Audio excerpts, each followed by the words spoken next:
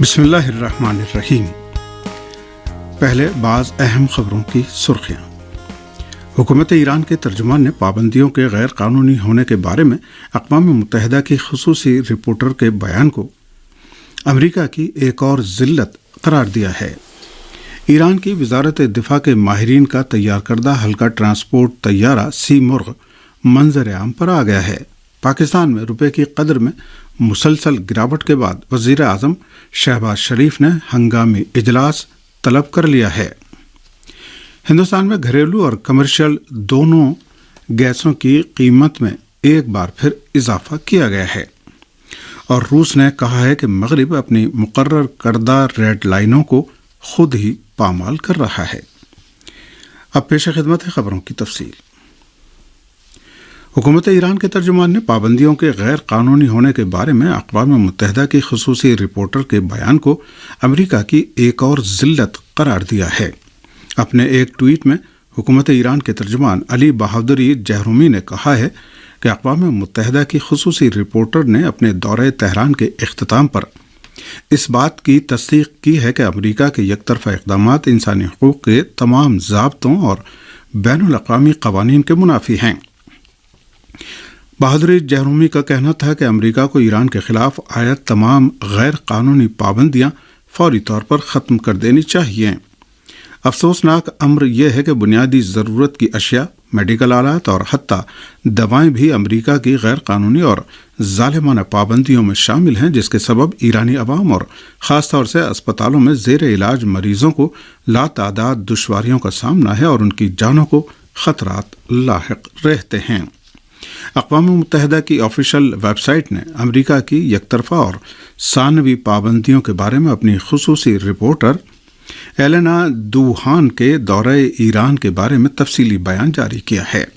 اس بیان میں کہا گیا ہے کہ ایلینا دوہان نے ایران میں اپنے 12 روزہ قیام کے دوران مخصوص قسم کی بیماریوں میں مبتلا مریضوں اور معذور لوگوں سے ملاقات اور دواؤں نیز ضرورت کے لازمی وسائل و آلات تک رسائی میں حائل مشکلات کے بارے میں انتہائی غم انگیز باتیں سنی ہیں۔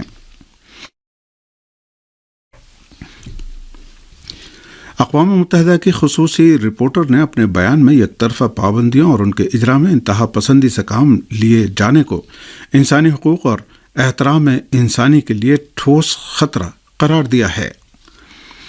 ایلینا دوہان کے بیان میں واضح کیا گیا ہے کہ انسانی حقوق کے عالمی قوانین کے تحت تمام ممالک کوئی بھی ایسا قدم نہیں اٹھانے کے پابند ہیں جس سے انسانی حقوق کی خلاف ورزی ہوتی ہو۔ واضح رہے کہ حالیہ اشروں کے دوران اقتصادی پابندیوں کا معاملہ عالمی سیاست میں طاقتور ملکوں کے لیے اپنے ناجائز مقاصد کو آگے بڑھانے اور دنیا کے آزاد اور خود مختار ملکوں پر دباؤ ڈالنے کے ایک حربے میں تبدیل ہو گیا ہے۔ سن 90 کے عشرے سے اب تک امریکہ، یورپی یونین اور دوسری ترقی یافتہ معیشتیں دنیا کے دیگر ملکوں کے خلاف سینکڑوں بار اقتصادی پابندیاں عائد کر چکی ہیں۔ ایران کی وزارت دفاع کے ماہرین کا تیار کردہ ہلکا ٹرانسپورٹ طیارہ سی مرغ منظر عام پر آ گیا ہے۔ سی مرغ کی تقریب رونمائی اصفہان میں منعقد ہوئی، جس میں وزیر دفاع میجر جنرل محمد رضا آشتیانی نے بھی شرکت کی۔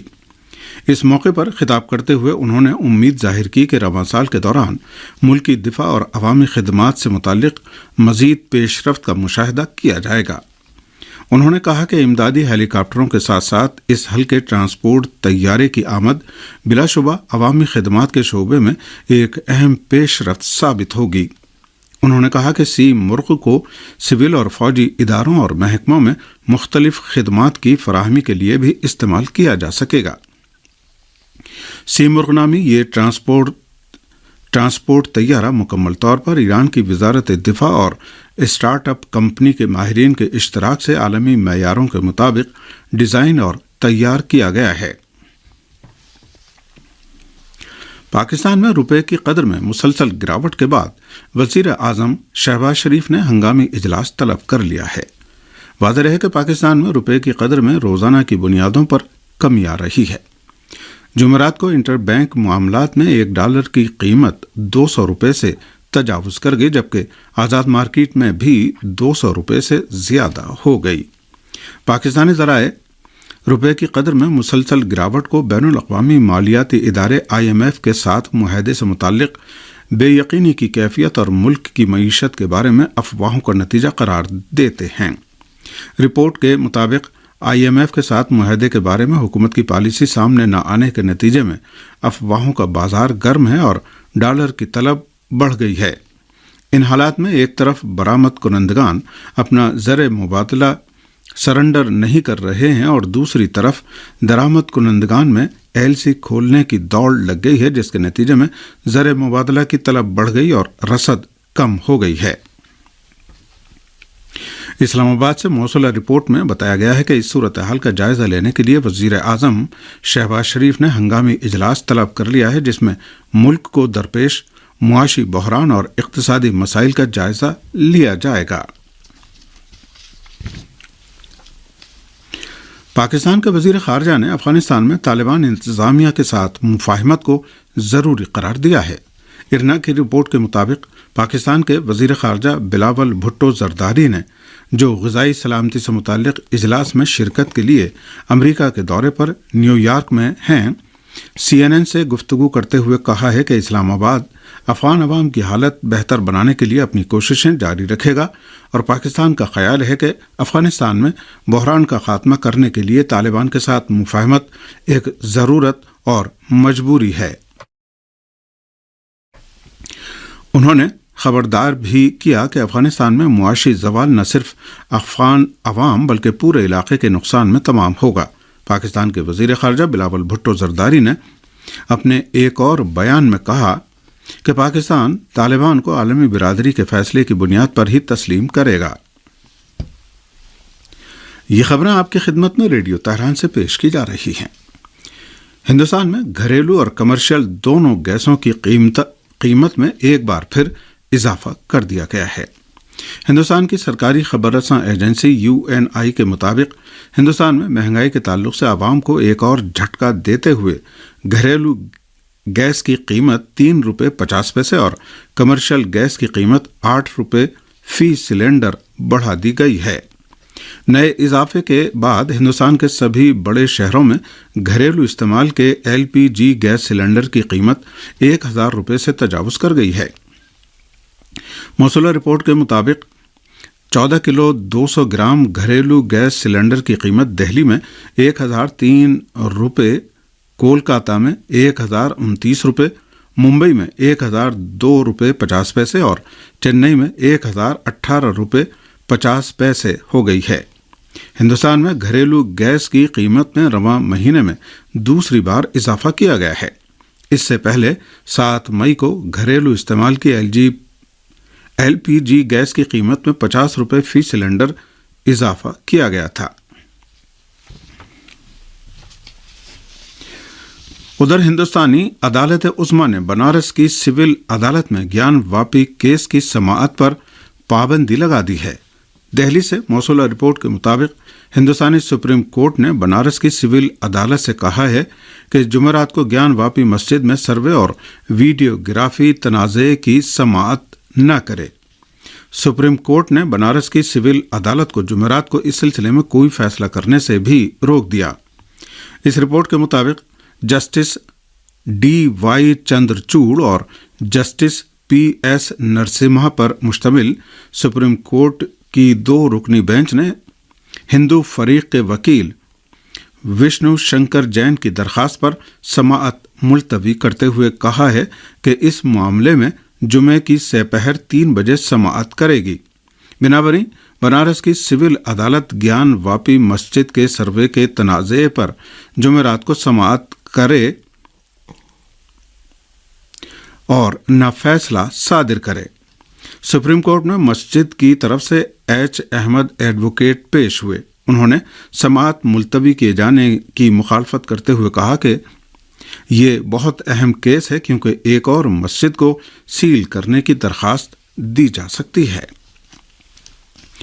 یمن کی اعلیٰ سیاسی کونسل نے اعلان کیا ہے کہ اقوام متحدہ اور سعودی اتحاد کی جانب سے کی جانے والی خلاف ورزیوں کی بنا پر یمن میں جنگ بندی کی مدت میں توسیع کے لیے اقوام متحدہ کی درخواست پر غور کیا جا رہا ہے۔ فارس خبر رساں ایجنسی کی رپورٹ کے مطابق یمن کی اعلیٰ سیاسی کونسل نے سعودی اتحاد کے ساتھ جنگ بندی میں توسیع کے بارے میں اپنے رد عمل کا اظہار کرتے ہوئے کہا ہے کہ جنگ بندی میں توسیع کے سلسلے میں حالات و تقاضوں اور اس بات کو مد نظر رکھا جائے گا کہ سعودی اتحاد نے جنگ بندی پر کس حد تک عمل کیا ہے، جبکہ اس سمے تمام صوبوں کے راستے کھولے جانے کو جنگ بندی کی شرطوں میں ترجیح حاصل ہوگی تاکہ عوام کے مسائل و مشکلات میں کچھ کمی واقع ہو سکے۔ یمن کے اعلیٰ سیاسی کونسل نے اقوام متحدہ اور سعودی اتحاد کی کہ جس نے تیل و گیس کی دولت و ثروت اور بندرگاہوں سے حاصل ہونے والی آمدنی کو اپنے کنٹرول میں لے رکھا ہے اور بینکنگ امور کے پیش نظر بھی ان کی یہ ذمہ داری ہے کہ تمام سرکاری ملازمین کی تنخواہیں اور بقایا جات ادا کریں اور اس بات کی ضمانت دیں کہ وہ اپنے فریضے پر آئندہ بھی عمل کرتے رہیں گے، اور یہ انسان دوستانہ بنیادوں پر بھی ضروری ہے کہ یہ کام انجام دیا جائے۔ ایمنسٹی انٹرنیشنل نے اعلان کیا ہے کہ الجزیرہ کی خاتون نامہ نگار شیریں ابو عاقلہ کے قتل کو ہرگز فراموش نہیں کیا جا سکتا۔ الجزیرہ کی رپورٹ کے مطابق ایمنسٹی انٹرنیشنل نے اعلان کیا ہے کہ اسرائیل کو فلسطینیوں کے خلاف اپنے جرائم کا اعتراف کرنا ہوگا، اور یہ کہ الجزیرہ کی خاتون نامہ نگار شیریں ابو عاقلہ کے قتل کو فراموش نہیں کیا جا سکتا۔ اس عالمی ادارے نے اس سے پہلے بھی تاکید کی تھی کہ عدل و انصاف کو اجاگر کرنے کے لیے عالمی عدالت انصاف کو فعال ہونا پڑے گا تاکہ مجرموں کو سزا دیے جانے کی راہ ہموار ہو سکے۔ امریکی دہشت گرد فوجیوں کا قافلہ ایک بار پھر شام کے قومی اقتدار اعلیٰ اور بین الاقوامی قوانین کی خلاف ورزی کرتے ہوئے شمالی عراق سے شام میں داخل ہوا ہے۔ ایران پریس کی رپورٹ کے مطابق امریکی دہشت گرد فوجی قافلہ شمال مشرقی شام میں الحسکہ میں امریکہ کے غیر قانونی اڈوں کی تقویت کے لیے شام میں داخل ہوا ہے۔ شام کی سرکاری خبر رساں ایجنسی سانا کے مطابق امریکہ کے اس دہشت گرد فوجی قافلے میں فوجی گاڑیاں اور توپ، ٹینک اور آئل ٹینکر شامل ہیں۔ حالیہ چند ماہ کے دوران امریکہ نے ہزاروں کی تعداد میں فوجی ٹرک، اسلحہ اور دیگر فوجی ساز و سامان غیر قانونی طور پر شام منتقل کیا ہے، جبکہ امریکی فوجیوں کی شام میں موجودگی کا مقصد اس ملک کے قومی ذرائع کی لوٹ مار کرنا ہے۔ حالانکہ شامی حکام نے بارہا تاکید کی ہے کہ شام میں امریکی فوجیوں کی موجودگی غیر قانونی اور شام کے اقتدار اعلیٰ کی خلاف ورزی ہے۔ شامی وزیر خارجہ فیصل مقداد نے بھی ایک بیان میں امریکہ کی فوجی موجودگی کو غیر قانونی قرار دیتے ہوئے شام سے امریکی فوجی انخلاء کا مطالبہ کیا ہے۔ روس نے کہا ہے کہ مغرب اپنی مقرر کردہ ریڈ لائنوں کو خود ہی پامال کر رہا ہے۔ روس کی وزارت خارجہ کی ترجمان زاخارووا نے اپنے ایک انٹرویو میں کہا ہے کہ مغربی ممالک خود اپنی اقدار کو مخدوش اور حتیٰ اپنی مقرر کردہ سرخ لائنوں کو بھی پامال کر رہے ہیں۔ انہوں نے کہا کہ مغرب کا کہنا ہے کہ آزادی اظہار، بین الاقوامی قوانین، جمہوریت اور آزادی ہماری مجموعی اور حتمی اقدار شمار ہوتی ہیں، لیکن مذکورہ تمام معاملات کو انہوں نے اپنے پیروں تلے روند ڈالا ہے۔ روسی وزارت خارجہ کی ترجمان نے کہا کہ ان کا ملک دوسری عالمی جنگ کے بعد قائم ہونے والے بندوبست کی بنیاد پر عالمی توازن قائم کرنے کی بھرپور کوشش کرتا رہا ہے۔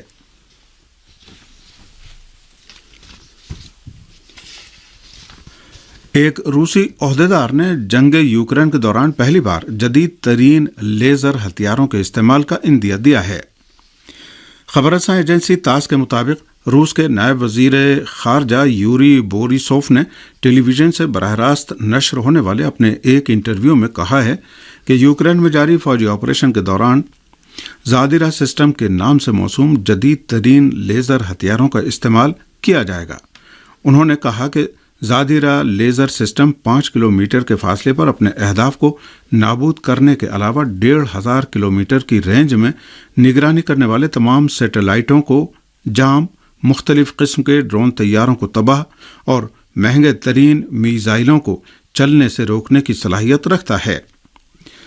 انہوں نے مزید کہا کہ زادیرا لیزر سسٹم یوکرین کی سرحدوں پر قائم روسی فوجی اڈوں کے لیے ارسال کیا جا رہا ہے اور ان ہتھیاروں کی فرسٹ جنریشن کا استعمال عنقریب شروع کر دیا جائے گا۔ دوسری جانب روس کی قومی سلامتی کونسل کے نائب صدر دمیتری میدوودیف نے کہا ہے کہ ان کا ملک تیسری عالمی جنگ شروع کرنے کی اجازت نہیں دے گا۔ ساروف نامی ایٹمی مرکز کے معائنے کے بعد ایک تقریب سے خطاب کرتے ہوئے دمیتری میدوودیف نے کہا کہ ہمارے جدید ترین، قابل اعتماد اور مؤثر ہتھیاروں کے ذخائر تیسری عالمی جنگ شروع کرنے کا خواب دیکھنے والوں کے عزائم خاک میں ملا دیں گے۔